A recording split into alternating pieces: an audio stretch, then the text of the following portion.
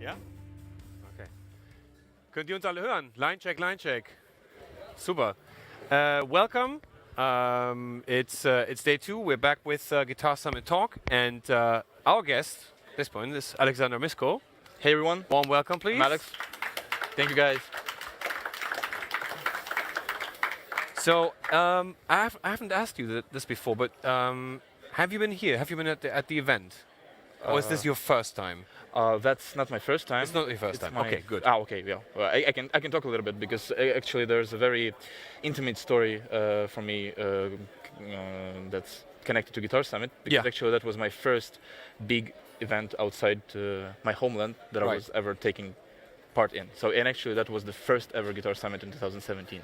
And it was the very first. Yeah, yeah. Right, I was invited there to play by my friend Christian Sommer, and that was my first trip outside my country.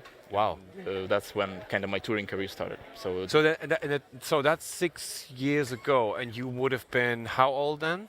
17ish or something like that. 17. Yeah. And that was very sweet memory. And afterwards, I was here in 2019, and well, then the whole pandemic thing, and that's my third time now. So then, if we roll back, so you were here the first time in 2017. You were 17 then. But what made you pick up the guitar in the first place, or maybe who or what made you interested in playing a guitar? At first, I wasn't even interested much in the guitar. I just loved music, especially rap music, and I still mostly love and listen to rap. Okay. And that's interesting. That's why my parents decided to present me a classical guitar. Oh, okay. Because I loved rap. Rap. Yeah. No. I mean, I would force them to like rap. It's like it's an important thing. Nothing's gonna make me not to love rap. Right. But yeah, and then I don't know. Maybe because I really didn't have much to do at that age. I was like 13, 14. Well, I kind of liked. Like rock at that time as well, so Red Hot Chili Peppers, like alternative rock, like sad boy music, like 3 Days Grace and all this stuff. So I really loved this stuff. I still do. And this is something that I was also playing a bit, but most of the time, because I said I have a lot of time in my hands, I just had school to go to and video games, a lot of video games. So in between of all this, I was going to classical private lessons. So it's not a music school or anything. It just was a really good teacher that was teaching me, well, classical guitar basics. So sitting like that properly and, well, learning the right technique and stuff. Right. And but I was never really a good student. I was just practicing because, as I said, well, I guess I had time for it. Yeah. And after 3 years, and I was never really ambitious about anything or something. And then I got to see fingerstyle, got to hear fingerstyle for the first time. So it's like this. Who did you see? Who did you see? Was that? Fingerstyle. The thing is that your style is considered a very advanced form of fingerstyle because you involve a lot of things and you're pretty much your own little band. Yeah, and that's something. If I think about people who were kind of the forefront, I think about people would ask me, who in your opinion is the best guitar player? And I would say, well, I don't think there is such thing as a bad guitar. But if you must know, Tommy Emmanuel. Well, yeah. Because the guy is like a freaking powerhouse, and yeah, I would say that. Well, if we get into nerdy, obscure classifications, then Tommy Emmanuel is not a fingerstyle; it's finger picking. It's a totally different direction. It's like kind of bluegrassy, like this alternative bass. Jerry Reed and who was there as well? Travis picking. Who was that? Merle Travis. Travis. Exactly. Yeah, so this type of thing. And Chet Atkins. Yeah, of course. Yeah, so that's his teacher.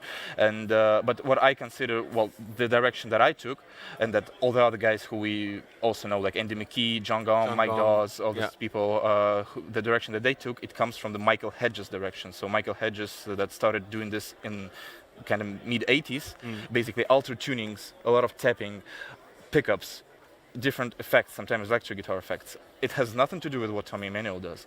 And for example, what Preston Reed was doing and still does. Preston Reed is also one of the biggest legends, alongside with Michael Hedges, that started back then in the 80s, is integrating percussive elements within a song. So it's not just like some drumming section like within a song that mostly goes finger picking, but it's like the drums are constant there. Yeah. They happen throughout the song, and I think this is a totally different approach. That's why if like all of that is fingerstyle, okay, like Tommy Emmanuel is fingerstyle, it's correct. But if we get deeper in it, then it's really two different schools that go into kind of this directions. It doesn't mean that if I play like finger picking song, I instantly become a finger picker. But I think it's about most of the stuff that you do.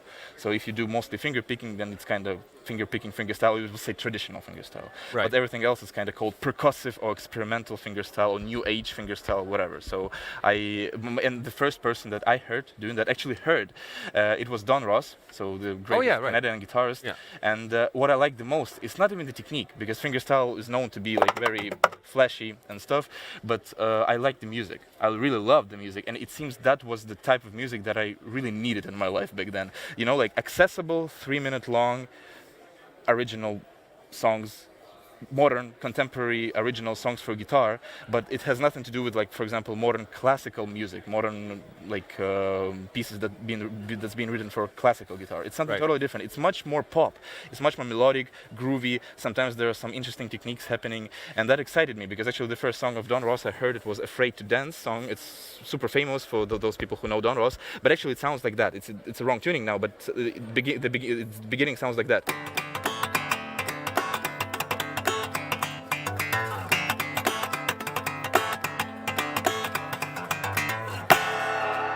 And different tuning, but even in this tuning it sounds okay. Yeah. And can you just imagine being a classical guitar kid who was just playing classical more or less okay for 3 years, and then hearing something like that on the recording?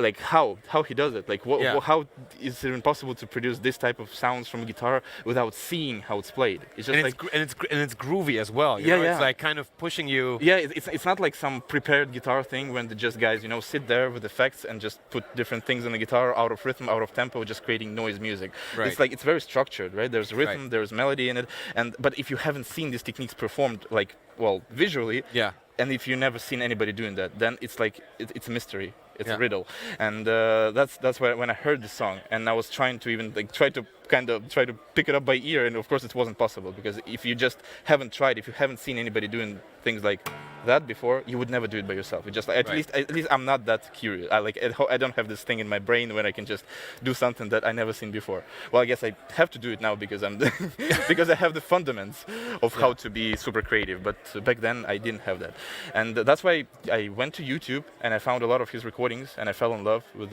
his music, and I started to learn his music like crazy. And then of course through him I found all the people from Candy Red Records. Probably you guys know what's that. So it's the huge American label. Yeah. So all this older generation guys like John Gom, Andy McKee, Antoine Dufour, and the newer generation like Mike Dawes, Petteri Siriola, Thomas Lee, Preston Reed, as I was mentioning. So, and I was really kind of digesting it like crazy, on top of all the other music that I was of course listening to at the same time, like all the rock and rap stuff.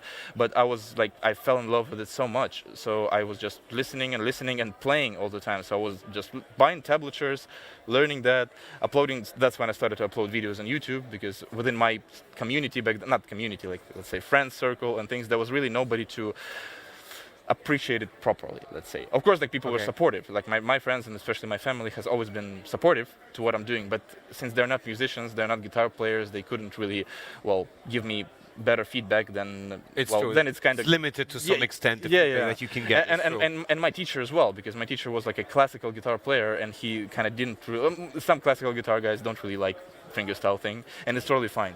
But he also couldn't teach me that as well, because he never played that. No. So the only thing I could do is just to bring some pieces to him that I learned by that time, and he could say that some obvious things that any musician would tell you, any good musician would tell you. Okay, there are rhythmical problems, the technique is bad here or whatever. So it's just some things to work on. But he couldn't teach me how to do a kick drum correctly, or how to do drum fills or something like that. So I really needed to pick it all up by myself. Right. And so that's why I'm not a self-taught. I don't consider myself to be a self-taught musician, but thanks to my teacher, and then thanks to all this music that I learned back then, all these hundreds of pieces by all these guys, I think it allowed me to understand how the style works, and allowed me to compose music myself and arrange my music, and here we are. That's actually a good. It's a good point. It leads me to my next question. So at some point you said you went on YouTube and you started uploading videos of a lot of interpretations of popular songs. Some of them even reached the heights of 16 million views. Yeah, that was a lot of views. The George Michael one is the one that's the most popular. It's a beautiful version, by the way. And the thing is, was it the need for feedback that made you upload? Because now you're looking at, a few years later, you're looking at 870,000 subscribers on YouTube, which is it's a huge audience for someone who makes music, Yeah. and special music. So was it just the need for feedback that led you to, okay, I'm just going to record myself and upload stuff to YouTube, or did you have a long-term plans? Like maybe this can lead me somewhere. That's a good question. There's a lot of part in this question. We're gonna try to be quick, Yeah, and precise. Yeah.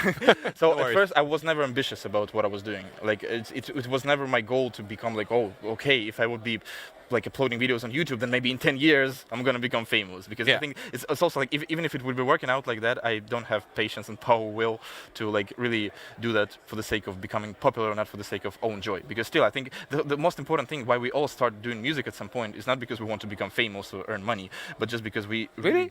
Oh well, No, not in my case. no, Not in my case. I'm joking. Everybody has their own intention. Sure.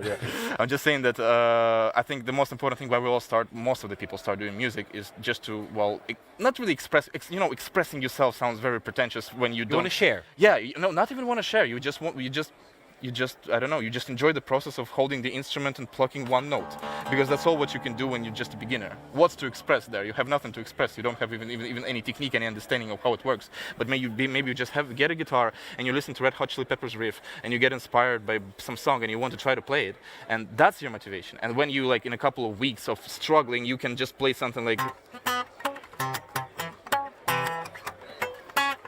at least something, But you feel like a you feel like goddamn rock it's star. happening. Yeah, it's happening under your fingers. Your favorite song, more or less, happening under your fingers, and that's enough of motivation to keep going and keep pushing. Yeah. And when moreover, you get a feedback from other people around, like saying, like, "Yeah, man, that's cool, right? It just sounds like that song." And you're like, "Yeah, well, I did something." It motivates you. Yeah, of course. I mean, that's why feedback is important. Of course, it's not the most important thing. It doesn't mean that you really should be dependent on feedback, but it helps a lot. And that's what I'm saying. Like, I was never ambitious, and nobody was ever telling me, like, yeah, if you would keep going, you're gonna do something with it. You're gonna make it. No, it was never like that. That's why even when I already had a YouTube and some videos were going more or less viral, I still went to the university to study linguistics. Yeah. So I'm not a musician, like I'm a linguist. Okay. And because there's such thing that a lot of parents and older generation, they don't believe that you can make it as a musician because it's an unstable job, whatever. And that's why it's better to have something more stable that you can do and keep music as a hobby. It doesn't mean that they were downgrading the music. They were never telling me that you're not gonna make it, but they were saying They told you to have a plan B. to have a plan B. To have a plan Exactly. B, obviously. Yeah. It makes sense. And that's why, I mean, maybe I would be more, if I could have been more ambitious, I could, I don't know, try to study at the conservatory, at some kind of a higher musical education school. I could try to get my musical degree at the music school afterwards, so I could just study by myself and then pass the exams, get the paper, go to the higher education facility. But I just didn't do that because, it was never in my plans. For a long time I was thinking that music is my hobby. And then some videos started to happen, right?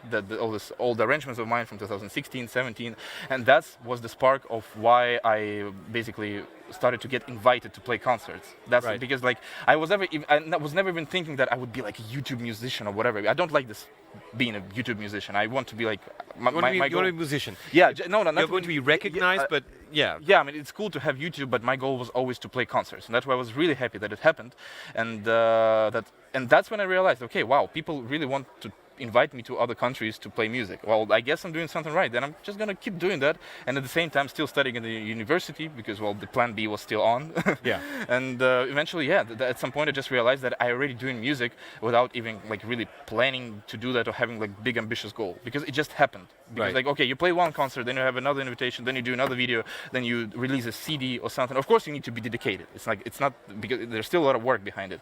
But if you enjoy the process, it doesn't feel like it's a struggle. It doesn't feel like, Right. oh no, I need to record this music now. You're excited about it because you get music to share. Right. And that's what's been going. So, since we were talking about a lot of the things that we see, and especially the more popular stuff, the popular songs, you take them and then you turn them into your own. You turn them into your own interpretation, your own version. Can you tell us a little bit about how you approach that? Well, yeah, of course. At first, I just want to say that I think it's not being said enough in fingerstyle community, and at least in my case, it's very true that we don't care for the songs. At least most of the people who arrange all the songs, it's just literally for views. It's business, right? So like that's why sometimes people like, I don't know, ask me like, wow, I mean, you did this song so beautifully. It really touched my heart. Like you probably, I don't know, you were going through something really crazy in your life that it made you inspired to arrange the song in some way. No, I wanted to get views. Really, like that's the whole thing. At least you're honest. Well, I think this is super important because there are priorities. There's the music that I write, my original music for albums of original music, that of course, it would never be as popular as cover arrangements. Maybe if I don't know, maybe if I would really get lucky, but I believe in that music. This is me, and that's why when I go and play concerts, I play like just a couple of cover songs because it's nice, you know. It's still a couple of cover songs is good because you can make people clap, people recognize the song. It's easier to build a connection, especially if it's a good arrangement. It's true. But I cannot imagine playing the whole set of covers because No, this is no, just no. like, I mean, I don't know, it's the jukebox show, whatever. Not cool.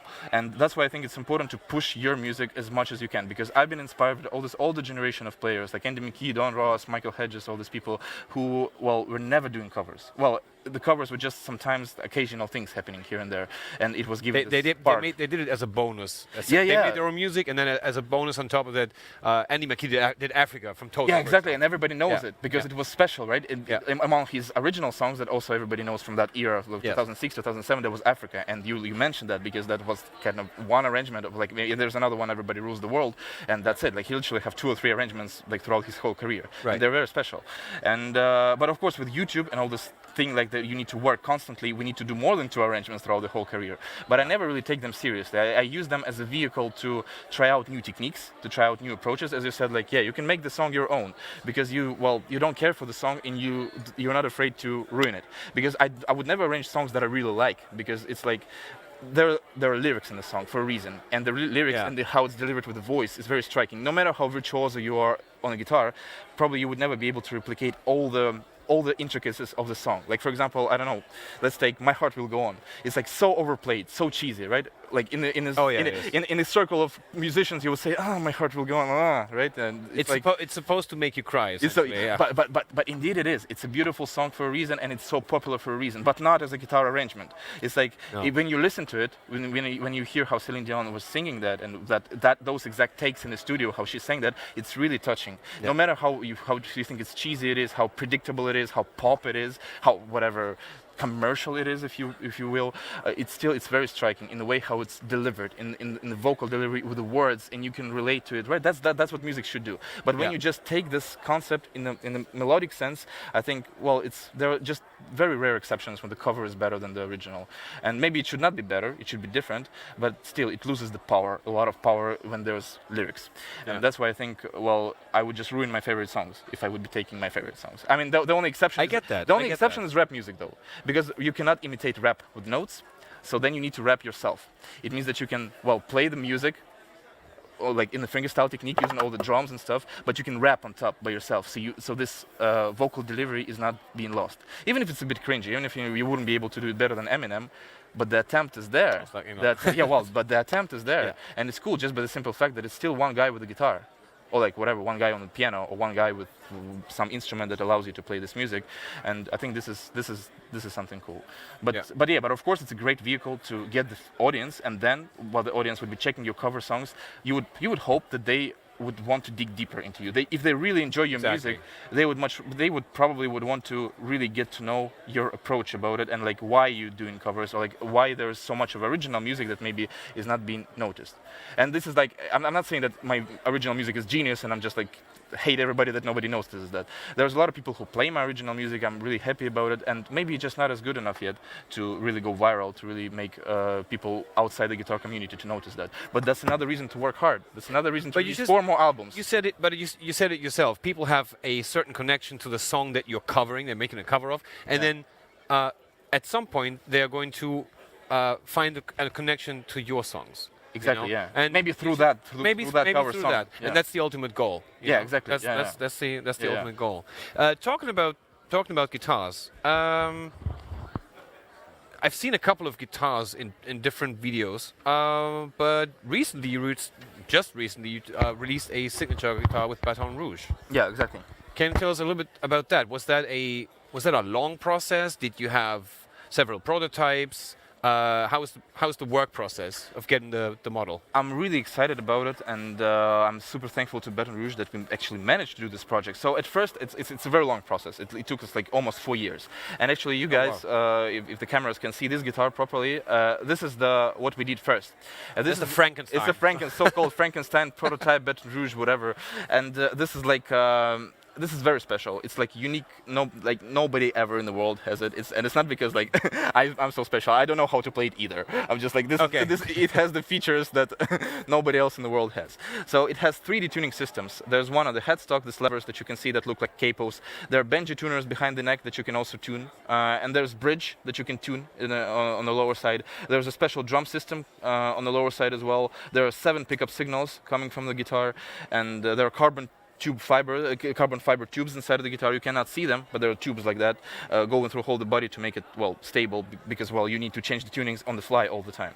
Yeah. And that's basically the pinnacle of my experimenting with tunings, because as I said, probably you saw that I'm changing the tuning on the fly a lot when I play. And then at some point I was thinking, okay, I retune the guitar here. Why can't I retune it here? And then I can do it another step here. So basically now it's just like literally, I don't need to play anything. I can just play one note and then retune it on all the sides and and get some nice music out of it.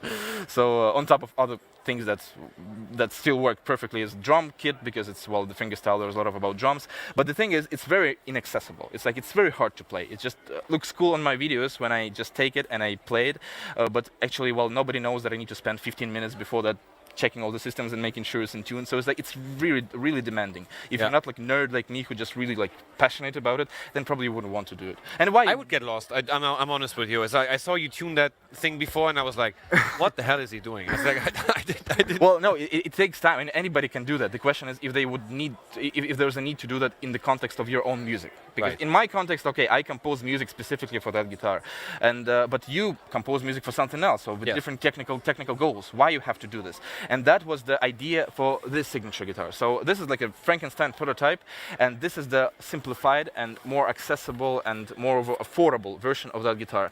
So basically, we tried to take this prototype, take the best features of it, and shrink it down into this guitar, but while not losing the quality and while not losing the main ideas. Okay. So the first thing that you can see is the fan frets. There are actually quite so many guitars here at the Guitar Summit that are fan fretted, but they're mostly handcrafted, expensive instruments. And our idea was to make an affordable instrument, but while still having this fancy geometry. And it's not only for the looks, because fan frets make the bass side much longer than on a regular guitar. So basically, you have additional 2 or 3 centimeters sometimes. It's good for tension. It means you can tune it lower.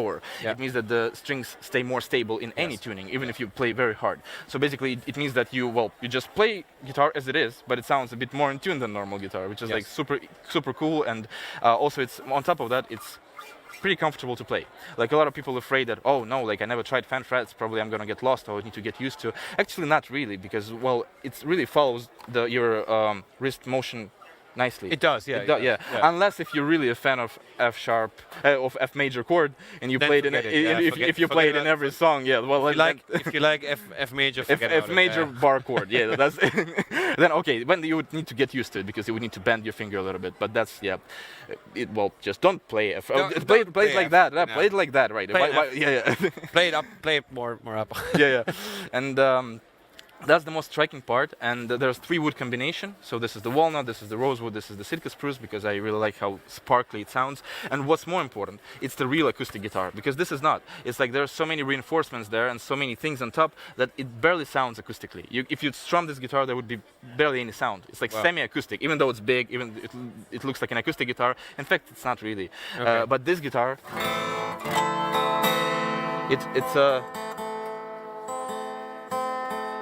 it's very resonating, it's very loud, and the drums are really good here.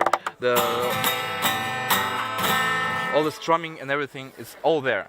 So, and on top of that, it's perfect for fingerstyle playing.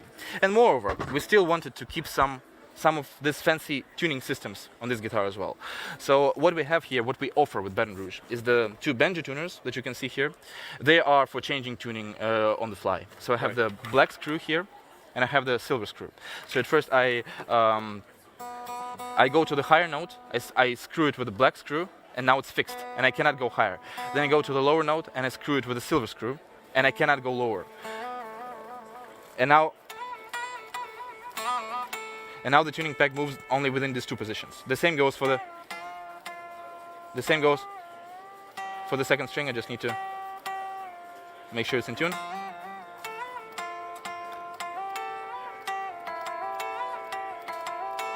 Right, and on that guitar I have six of them. So you can use 6 as well, but we offer only 2 because they're handcrafted and they're pretty expensive. Yeah. But as I said, like for example, John Gom has been using them for like most of his career, and that's where I got inspiration from. But he uses only 2, and actually these 2 strings are the ones that we use the most anyways. Right. But on top of that, we also offer this fancy levers. These are called Timara string drops, and they just push the things through, and you fine tune it here with the knob. So you can also change the tuning with them, just with them,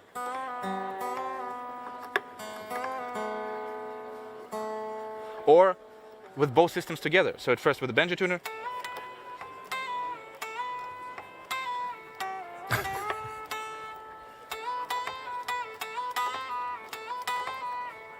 yep. I have also 6 of them on that guitar, but yeah, we just offer 2 just to start. Yeah.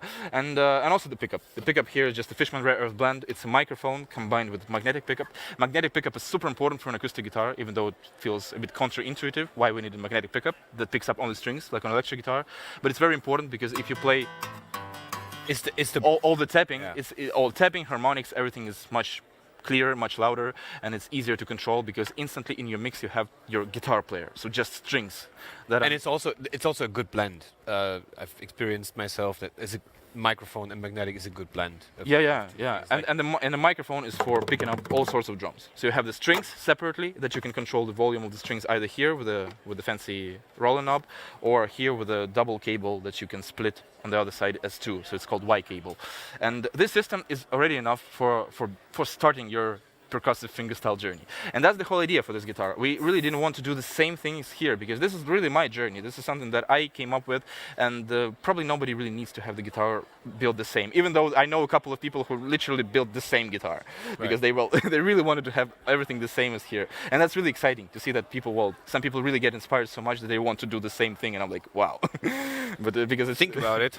yeah. But the whole idea is that you take this guitar, and I think of it as a starting point for everybody's fingerstyle journey. You can start with this one, even without all these tuning systems, and then decide for yourself where your music and where your creativity would lead you to. Because, well, I mean, maybe you would find something better than I did. I would love to, because I mean, we don't need another Alex Misko. We need you. We need like your own ideas, your own creativity, something that you would do better, more musical, more melodical, more technical, whatever, something that would make you happy. And I think this guitar can be a good starting point. Like it's either with pickups or with these systems, or just these 2 systems would give you a good beginning for what you can do afterwards. Maybe you would want to install all the 6. Maybe you would install something else. Maybe this would be just enough for you to create the most beautiful music in the world. So yeah, I'm just really excited to share this project. I'm really happy that some of the most important ideas from this guitar ended up here almost untouched. Right. So, and on top of that, as I said, the most important thing is to make it affordable and accessible. It's not the guitar solely built for percussive fingerstyle. If you like to strum, if you like to play finger picking, as I said, Tommy Emmanuel style, it works perfectly for that as well. And what's very important to me, that it's an acoustic guitar. Because for a lot of people, it's not that obvious that, well, what I expect from an acoustic guitar to be loud and to be like to fill the room, because like for example, when you jam with another guitar player, you don't want to be quiet. You don't want to strum that hard to get the sound out of the guitar, to squeeze the sound of the guitar when the other guy is just barely playing and he's super loud. So it's not only about the volume, but volume makes a lot of difference. That guitar is not loud, and whenever I play with somebody unplugged, I really need to like I don't use any fancy techniques anymore because it's just not audible. So I really have to strum hard. For this guitar, I was so happy that it sounds loud acoustically, because I think that's what nobody really needs to have semi-acoustic guitar that looks like an acoustic, unless if you're like crazy with pickups and like I do. But for this guitar, it's already sounds very good acoustically, and it already gives me a lot of joy just playing it as it is, even without plugging anything in. We just have it plugged in now, well, obviously for the broadcasting, for the recording, but I much rather prefer to play it without pickups because I...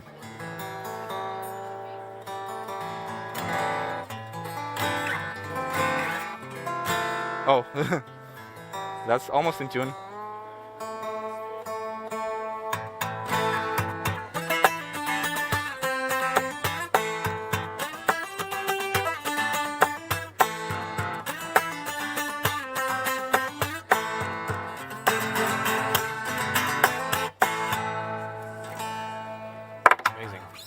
Yeah, something like that. Unfortunately, we have to wrap it up.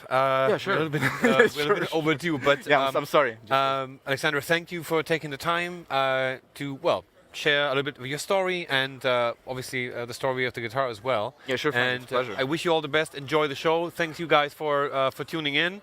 And Thank you so much, guys. Thank you for listening.